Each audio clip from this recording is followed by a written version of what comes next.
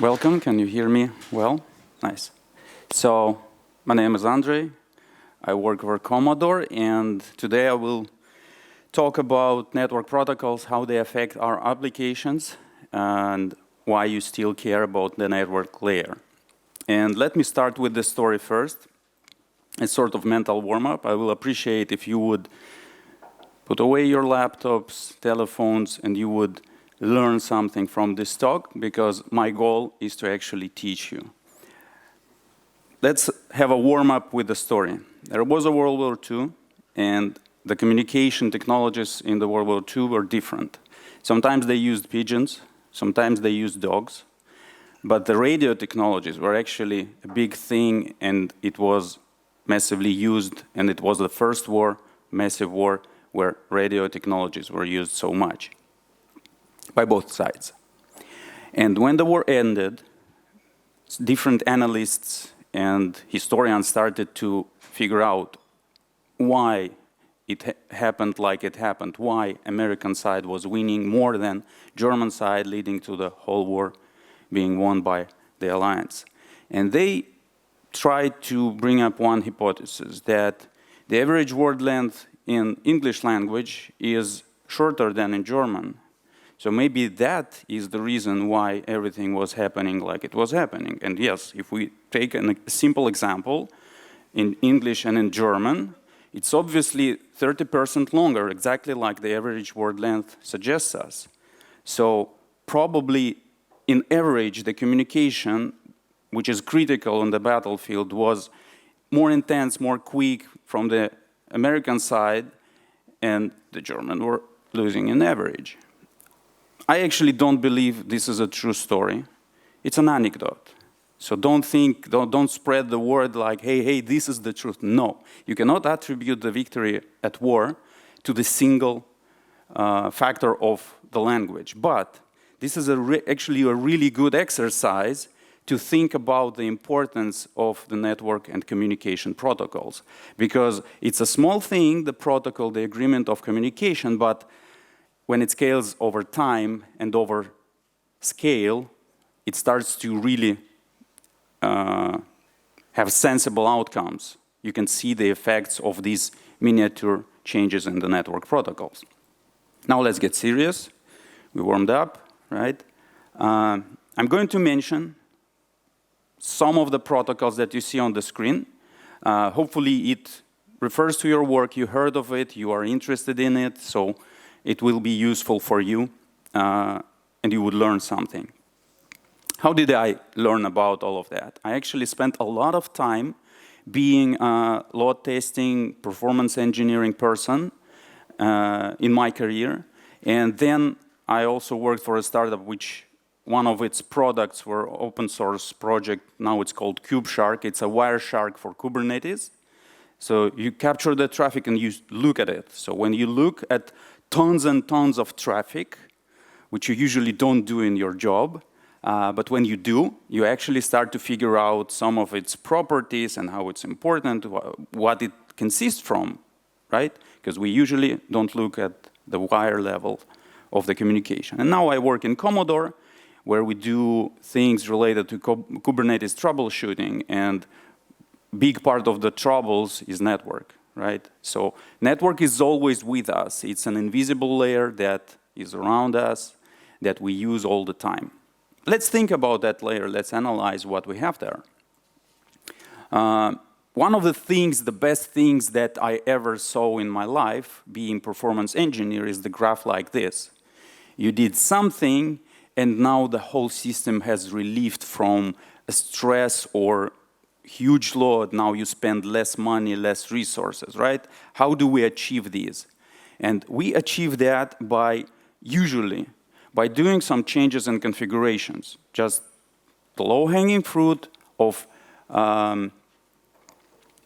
changing the default values. Basically, there's always some defaults, and usually you change that unoptimal default, and you get really good drop on the resource consumption. Now, usually people fear to change these defaults, and why do you fear to change these defaults?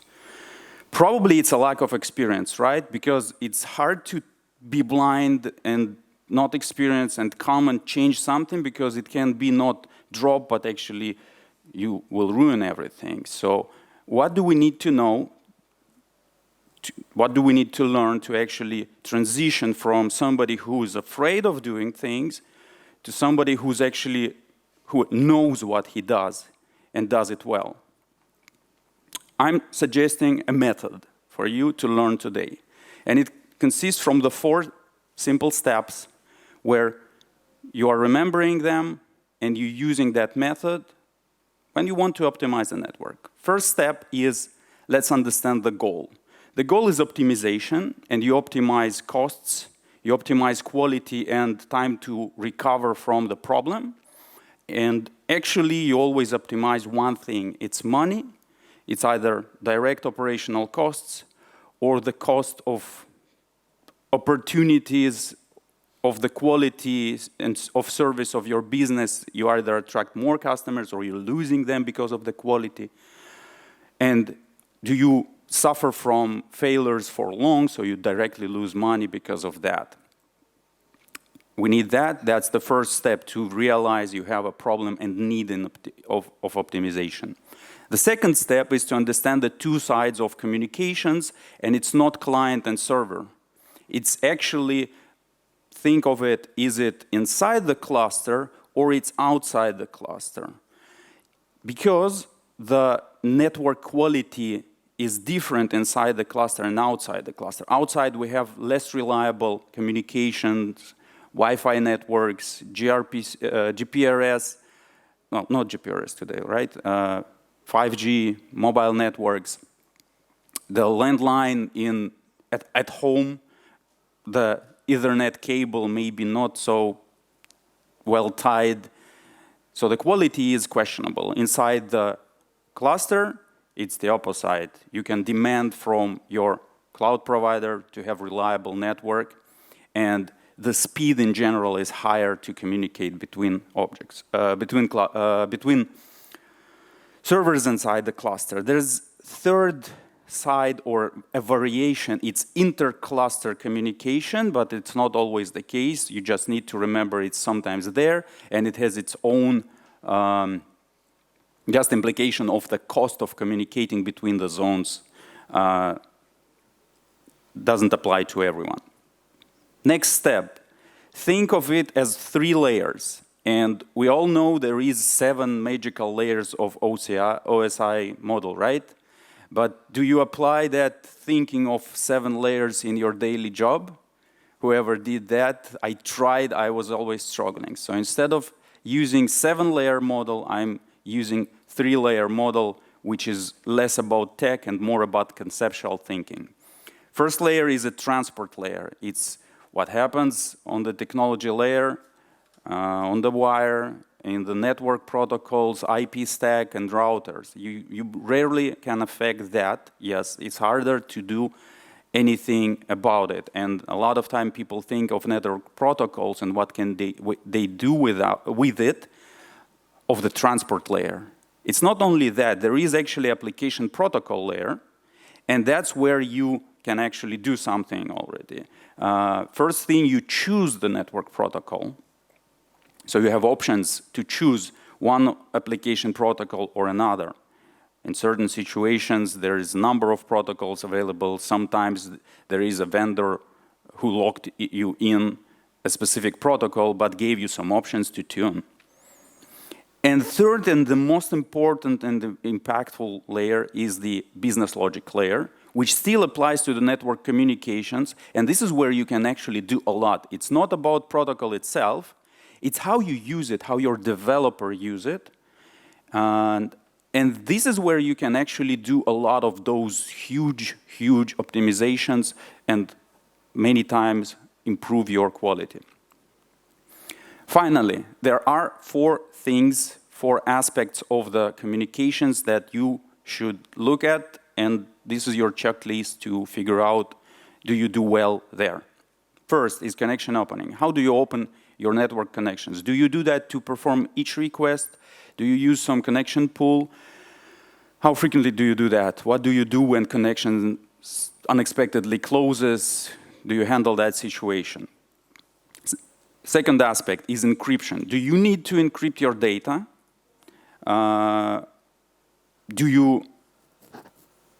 How much do you pay for encrypting your data? I know there are people who want to encrypt everything everywhere, including the local machine communication.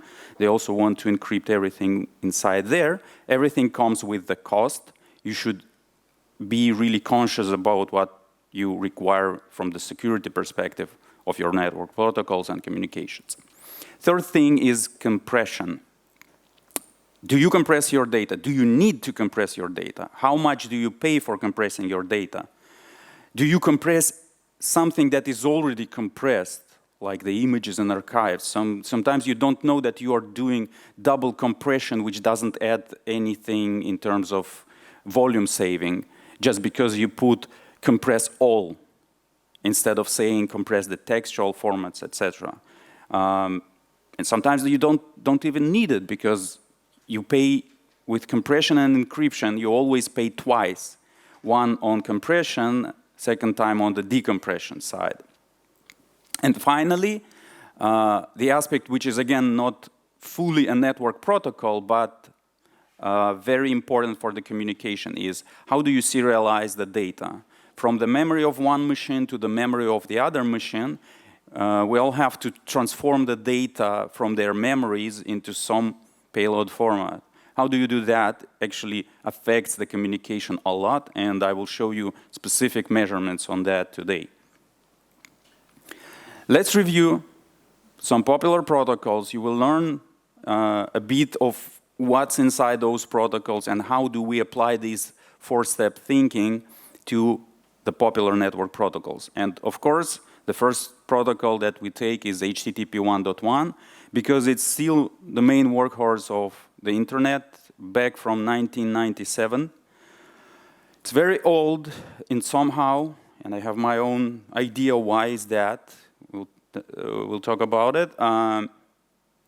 We use it. It's very simple, so the key is simplicity. It's so simple that it will rarely, it will never go away, or not any soon, because it's too simple to get rid of.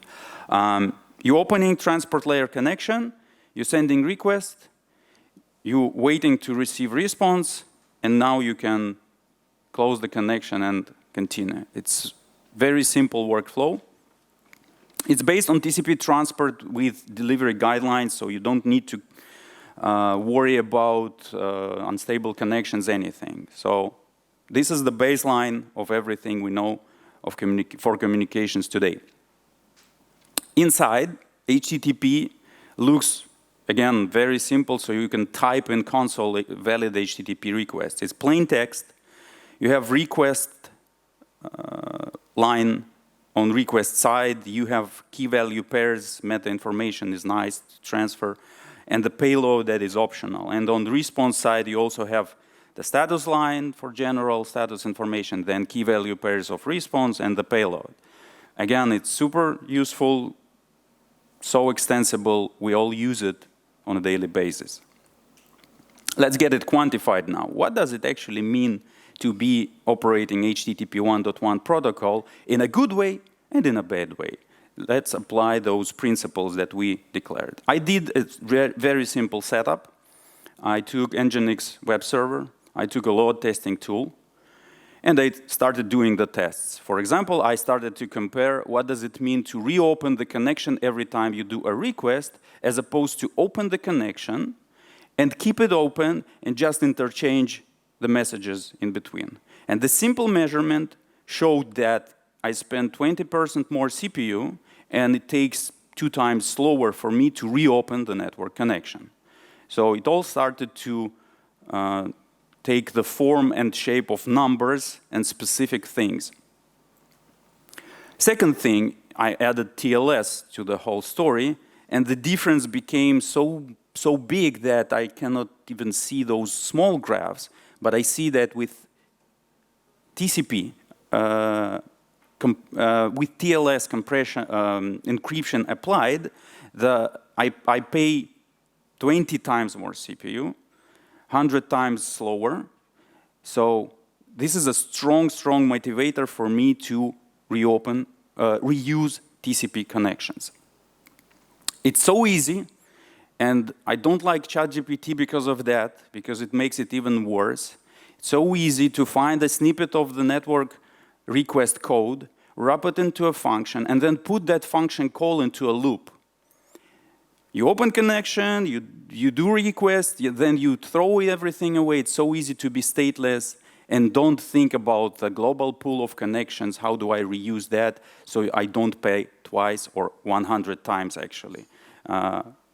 First thing to learn, reuse your TCP connections. Don't do those HTTP requests blindly without global connection pools used or anything like that. Second thing, what about compression? I continued doing the tests. So I started to compress my traffic using HTTP standard feature of compressing in the protocol. And when I looked at these results, I was actually surprised because I expected something like 4 times compressed, 2 times compressed, and I only saved 20% of the bytes. I paid 40% CPU for 20% of the traffic to be compressed. Why is it like that? And then I remember that inside the HTTP standard compression, only response body gets compressed. And everything else is not covered by the standard, while if you open developers tools today, you would see that many times headers of request and response larger than payload, because we have cookies, and cookies of our friends who collect different types of advertisement data on us, or then tracking for the marketing, of course. So when you look at the cookie section, it's like, oh, I could fit a book into those bytes. So be aware that if somebody says that we need to just enable HTTP compression, it would only compress the response bodies. If you're doing huge posts, uploads of anything, API requests going here and there, you need something to cover that other part of the compression. And now the biggest problem of HTTP 1.1, it's the running lizard. No, it's actually 2 running lizards. When things starts to happen in parallel, you do 1 request, it's great. You do 2 requests in parallel. Your web page, you're developing it. You're adding 2 resource loading at the same time. Works fine. 4 resource loading at the same time. Fine. 9, no. For some reason, it's 6. The magical number is 6. This is the number of connections that your browser handles in parallel. I don't know why 6. I really tried to research and get answer why 6. Why not 10? We all love magical numbers of 10, 5 because of our hands. But somehow they chosen the number 6, and everything else gets queued, pulled, and delayed. So that's a problem, because if you look at the modern web page in the developer tools, it's again tens and tens of resources, many megabytes of the data to be transferred. So it's definitely holding us back in terms of our feature-rich front-end pages, how it's loaded and delivered to the user. What to do? People were unable to solve that based on HTTP protocol, because the whole nature of communication through TCP channels implies that you have certain overhead. So when you have many connections in parallel, you're increasing that overhead and increasing the problem, but you only have 1 wire, 1 physical channel, 1 radio channel to communicate. It doesn't make sense to increase requests for that communication layer. This is why people came up with HTTP2. There was a small period of what was called SPDY experiment in the Google, but then they quickly realized that it's a much bigger thing than just in the browser, and they should be doing the whole standard of HTTP2. And they did it. So they took HTTP 1.1 logic of request response, structure of the messages, everything, and they started to optimize that. They added header compression, a really fancy and smart, I like it, it's elegant algorithm of do not repeat transfer of the same headers, compress those headers with some compression. So now we don't have that problem of nothing is compressed except the payload, no. Second thing, to solve the problem of the running lizard, they introduced the connection multiplexing. So I will explain what that means. So they found the way to reduce the overhead of communication from many parallel requests. And they also added server-side pushes, which almost nobody used. So nothing is perfect, nothing should be perfect, except the God. So they added a bit of imperfection, not their fault. What does it mean, connection multiplexing? Since we have only one communication channel, one wire to push our data through, instead of opening multiple TCP transport connections, we're opening just one. And then we smartly order with some small metadata our parallel TCP packets through one channel. And now there's no overhead anymore. There's just a bit of meta information that we save, and the whole communication is efficient and doesn't cause memory to grow in our browsers because of that, because of hundreds of connections. You can have as many connections, logical connections, going through one TCP layer connection now. And it's good. It improves, the benchmarks show perfect result, but HTTP2 is still not enough. We still have problems, and now the problems are, now the limitation is the TCP protocol. Who knows the age of TCP protocol? From which year was it introduced? Next year, it's 50 years. 50 years old protocol dictates how we communicate. It's amazing engineering work to invent the protocol that would last for 50 years. But it has its problems. It has slow start problem because it's quite conservative. 50 years ago, what was the technology to communicate? The landline telephones, maybe radios. I don't know if anybody was using radios for the network communications back then. Usually it was some wires of not the best quality, not Ethernet. So they were really conservative in terms of how we start communication. I'm throwing you first packet, and then I'm waiting for it to return. Maybe the connection is completely unreliable. And then once I received confirmation of the first packet, then I'm starting to send you optimistically 2 packets, and then maybe more. So it's called really slow start. And it's a feature of TCP protocol. It was really nice feature back then. But today, with much more reliable physical layers and wires, not relevant anymore. And TCP head-of-line blocking is a problem when we are multiplexing many logical connections into one physical TCP layer. Then if we lose a packet of one lizard, then all other lizards have to stop because this is the logic of TCP, and we need to renegotiate the lost packet, retransmit it, and everyone else needs to wait because there is delivery guarantees in the logic of TCP. So we kind of came to the end of that 50-year-old thing.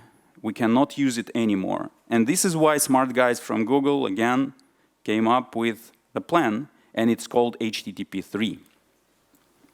Because TCP is completely no-go, we changing TCP into UDP, which is with no delivery guarantees on its layer, but much faster and lightweight to transmit. They came up with the quick algorithm which negotiates all of the packet losses, communications, all of that meta information on top of UDP. They incorporated encryption into that layer, so it's always encrypted because we need to encrypt the traffic these days, it's obvious. And every browser would like that because it's really easier, quicker, better. It has no problems of HTTP2. The only problem now is to convince the people to adopt it, which we may see there is a problem with that, but it's a tricky one. Let's summarize the HTTP evolution. It's great progress from browsers. We were always solving problems with HTTP2 introducing over HTTP1, then HTTP3 addressing the basics of the problems. And we usually do not work with network protocols and layers directly. The problem of today's technological world, it's not a problem, it's a feature, is that we delegated that to cloud providers and CDNs to deal with that final edge of communicating with the outer world. I'm not talking about the in-cluster, I'm talking about the outside cluster now. And so we don't control that, we don't even choose that. If tomorrow your cloud provider would start supporting HTTP3 or he already did start supporting HTTP2 or your CDN, you might not even notice that because you don't control that. You don't control browsers, they all automatically negotiate that. You would not notice. So we develop microservices inside clusters today. Do we care about those network protocols of the outside? So it might be out of your control and out of your concern, all of these beautiful evolutions, and you don't need those inside clusters because do you have problem of TCP slow start inside the cluster? Not too much because the latency is so small that connection TCP window increases so quickly, you don't suffer from that.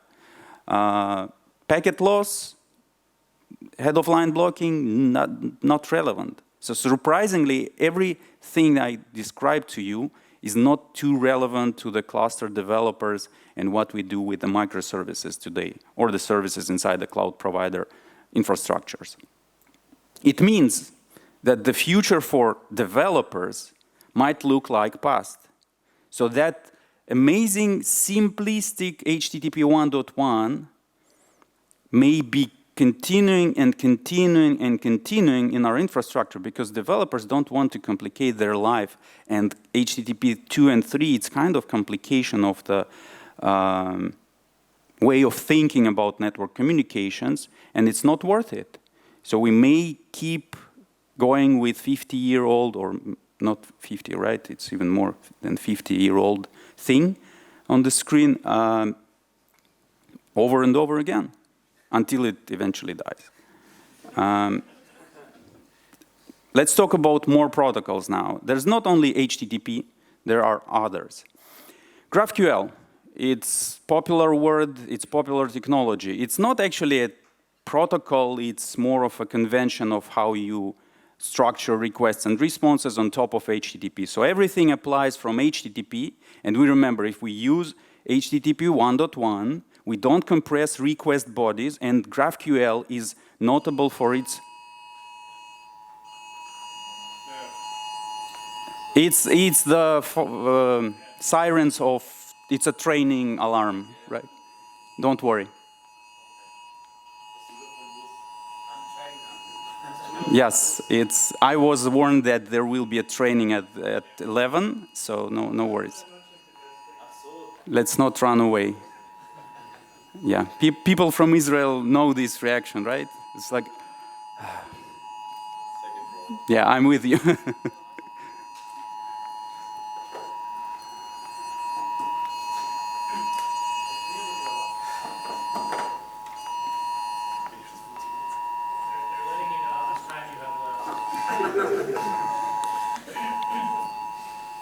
First time in my life I see this kind of thing. Okay, I'm warned. Cool. Let's continue. So GraphQL is notable for its... Not yet. So it's in phones. Did somebody watch Lawnmower Man movie? The old one? Where... I don't want to spoil it, but this kind of reminds the last scene from that movie. It's a very old movie. about like sort of cyberpunk thing. Cool. Let's continue. Requests are large in GraphQL, so think about compressing those, or use the library, use whatever technique to compress those. Otherwise, you will be left with only like 1/3 of a compression that you get from HTTP. gRPC is a fashionable thing. Everyone was thinking that maybe it would be the big standard. It didn't overtake every communication between microservices, but still a good thing to communicate. But the gRPC is actually really simple. Now that we know what HTTP2 means, it's easy to make sense of a gRPC. gRPC is protobuf serialization algorithm because it's a function called style interaction. You call a function, which actually then magically does protobuf serialization of the payloads. Then through generated code that you generated during your programming, it transmits everything through HTTP2 transport and decompresses gRPC on the other side. Everything works. So it's protobuf serialization plus code generator tools and HTTP2 transport that is used. That's as simple as gRPC. If anybody works with Apache Thrift and Avro, to my taste, it's the same thing, the same approach, just with different flavors of RPC styles of usage and different tool change, but the principle is the same. You're using the transport layer. On top of it, you use serialization of your messages and structures, and that's the thing. Let's not start the holy war of why Apache Thrift is better than gRPC or anything like that. The principle is there. And since HTTP2 transport doesn't offer us much of control and gRPC doesn't offer us much of control, we only can affect what? Generated code? Not really. So we can affect protobuf serialization or at least understand how does it work. There will be some numbers on that. Now, message queue protocols. These guys are specific because they tend to be really asynchronous from each other, don't really listen or expect response. So nobody asks you to talk, you just talk, or nobody asks you, nobody tells you when to listen, you just listen all the time. So message queue protocols are nice, but if you look at the network perspective, they are TCP-based, binary in most of them. Some of them are HTTP-based and work in the cloud, like Amazon SQS. They just use JSONs over HTTP, and that's their protocol. So know what you use behind the scenes, understand what's inside it. Compression is usually on you. This is the big thing. With all of these message queue protocols, you need to worry about compression yourselves. Usually there's no built-in features. So compress your payloads if that makes sense. If you transfer it for long distances, compress those. And the binary data usually compressed well, unless it's already compressed. Don't double compress archives and images. Don't do that typical mistake. The majority of the market is owned by AMQP and MQTT protocols for the message buses. And there's not much to tune, actually. It was really boring to research on that. They don't give any fancy tooling on how you manipulate that thing, no built-in connection flag. You just enable or disable encryption, TLS, and that's it. But it means that you can do everything on the business logic layer. So it all boils down to how you use that. How frequently you open the connections. Do you reuse your connections? Specifically, let's talk about Kafka. Kafka is a typical example. Not much to tune, TCP-based message queue protocol. But it has its business logic of acknowledgements and commits when you work with topics. So that means that there is this waiting time when you send your ACK, that your application waits for the ACK to complete, and you need to commit also and wait for commit to happen because there are certain delivery guarantees in Apache Kafka. One application level layer thing is message batching. Use message batching. This is your way to save on this overhead of communication, send by bunches if you can.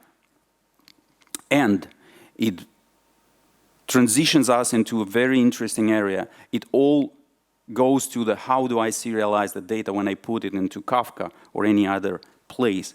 Do I use JSON, do I use protobuf, or do I use Avro? So let's see some numbers around that because it's very, very interesting area for research of efficiency and optimization.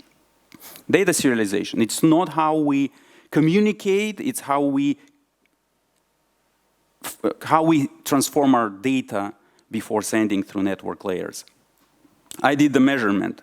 3 types of data, mostly strings, like many strings, mostly numbers, just flat structure of numbers, and the mixed typical REST API payload.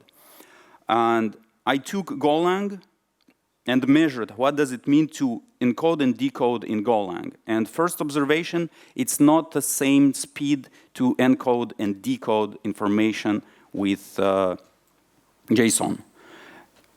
All 3 types of data differently, but in Golang it's one comment, the higher the better now. In the previous graphs it was the higher the worse, now it's better. It's more records per second transformed. So we have more, it's easier to encode than to decode the data for Golang.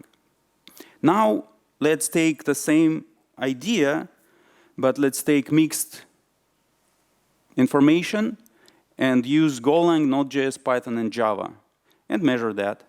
Actually, it's different, and it's very different. Some of them encode faster, some of them decode faster. Java, Python, ooh. Golang, why?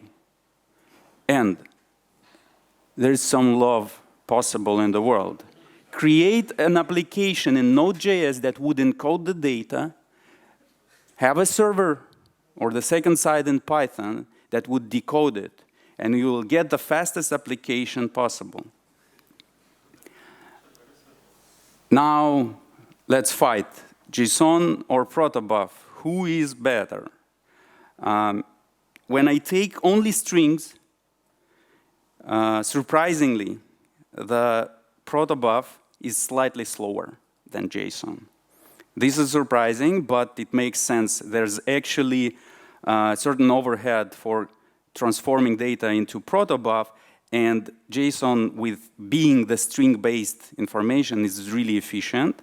So it's by a tiny edge is faster. The mixed data, yeah, protobuf is kind of faster, but not critically, maybe not worth migrating all of my backend code and communications to the protobuf gRPC. That's the main thing, actually, HTTP versus gRPC, right? This is what we see here. Maybe not worth it, but if you can see, the graph didn't fit. That's the difference. So if we have mostly numbers that we need to transfer, this is where gRPC would really give you substantial difference, because it's numbers. JSON translates numbers into text, and then you need to translate it back. In gRPC, you don't have that problem. So think about that on your business logic level. Maybe you have a place where there's binary data, lots of numbers, so you can do your own measurements, because I was doing my style of data measurements. Do your own measurement. Maybe the difference is substantial for you. So we're running out of time. There are much more measurements that I saw along the way preparing for this talk. And if you want, let's talk about your thoughts. Let's summarize what we have learned today. Let's do a checklist, so it's not just funny stories. What we learned. You have 2 sides to optimize. Inside the cluster, outside the cluster, the rules and goals are different. Think about it. Don't optimize using wrong techniques for the wrong situation. You have 3 layers that you need to understand. You have transport layer, which you rarely control. You have application protocol that you choose and tune some of the options of it. And you can do a lot on the business logic. You can convince your developers to change the style of their network communication requests and use certain features like serialization, different serialization techniques to respect your communication needs and fit them better. And you have 4 things to look at and tune. How do you use connections? Do you compress or you don't compress? The costs of encryptions and the need of encryptions? And how do you serialize the data transferred through the network layer? That's it. The recipe is very simple. And don't do optimization if you don't need, right? Sometimes you just need to understand it and not do anything about it yet. But understanding means that you are not blindly like the sheep without the sails. You are just consciously going and doing the right thing. Thank you very much. I hope it was useful. If we have time, I can answer questions here. If we don't, I'm here in the corridor still, and I would be happy to help to talk to you. Do you have any questions?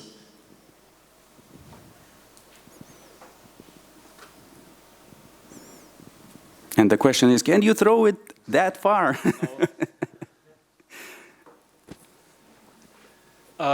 Do you have any, I guess, guidance for choosing a Kubernetes networking fabric when you're balancing like a high network storage or like network-based storage? I did not do any measurements around that. I don't have any statistics around that. Probably you need to do the measurement yourself because the network in Kubernetes, it takes so many additional abstraction layers and factors, so you probably need to really benchmark. Because everything I was showing to you here, you cannot use that blindly because my setup was very simplistic. You really have to measure because the nature of your data actually drives it a lot. So there cannot be industry benchmarks here. You need to come up with your own measurement. And I'm sorry, but if it's that serious, do the measurement. I'm really sorry. I can only give you the fishing rod instead of giving you the fish here. Thank you. Yes.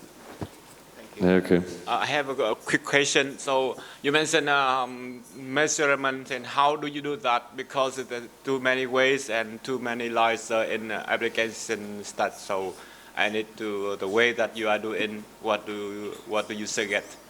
The tools for measurement, there are very many. You don't need to think about it as super complex scientific process. Try to isolate the place where you measure it. Take the appropriate tool. There are many load testing tools, and you don't need to use them to their full power. You can use them as a simple benchmarks.